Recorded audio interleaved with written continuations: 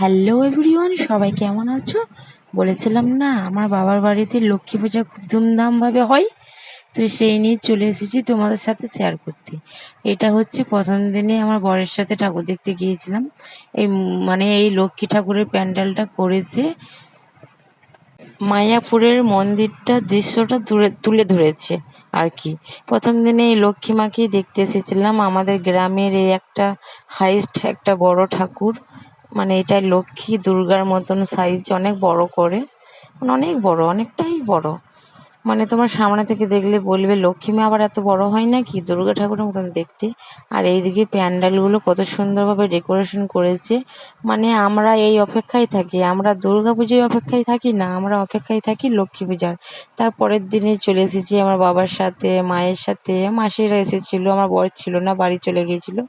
তো আমার মেয়ে ঘুমিয়ে পড়েছিল, অনেক রাত্রি হয়ে গিয়েছিল তাই। তারপরে যে বেরিয়ে পড়লাম। এই প্যান্ডেলটা দেখতে পাচ্ছ না, এই লাইটগুলো হচ্ছে আমাদের পাড়ার মধ্যে একটা ঠাকুর হয়, সেই ঠাকুরের প্যান্ডেল এটা। তো এই যে বেরিয়ে পড়লাম হেঁটে হেঁটে, চলে এলাম সেই মন্দিরে আবার।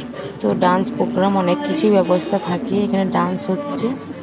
অনেক ভিড় হয়েছিল, কিন্তু আমরা গিয়েছিলাম প্রায় 10টার দিকে, সেই জন্য ফাঁকা হয়ে এসেছিল। কারণ 11টা, সাড়ে 11টার সময় মেলা লাস্ট, তারপর নাকি মেলা বন্ধ হয়ে যায়। প্রতি বছর দেখেছি, মানে বেশি রাত্রির দিকে মেলা ভিড় হয় না, বন্ধ হয়ে যায় মেলা তখন। এইটা হচ্ছে আর একটা ঠাকুর, মানে এই ঠাকুরটা হচ্ছে কোনো প্যান্ডেলের মধ্যে না, এই ঠাকুরটা হচ্ছে একটা মন্দিরের মধ্যেই। মানে এই মন্দিরটা লক্ষ্মী মায়েরই মন্দির। আগে যে মন্দিরটা দেখালাম ওটা প্যান্ডেল হয়েছিল, ওটা প্যান্ডেল প্রত্যেক বছর করতে হয়। আর এইটা হচ্ছে সিমেন্ট বালি দিয়ে তৈরি করা মন্দির। আমাদের গ্রামে প্রায় তিনটে মানে লক্ষ্মী মা করা হয়, একটা আমাদের পাড়ায় আর দুটো গ্রামের মধ্যে। পাড়ার সকল মানে গ্রামের সকল মানুষজন অনেক এনজয় করে এই লক্ষ্মী পূজায়। আমাদের খুব ধুমধামভাবে হয়। আর কাদের কাদের হয় একটু কমেন্টে জানালে ভালো হয় বন্ধুরা, আমি জানলে অনেক খুশি হতাম।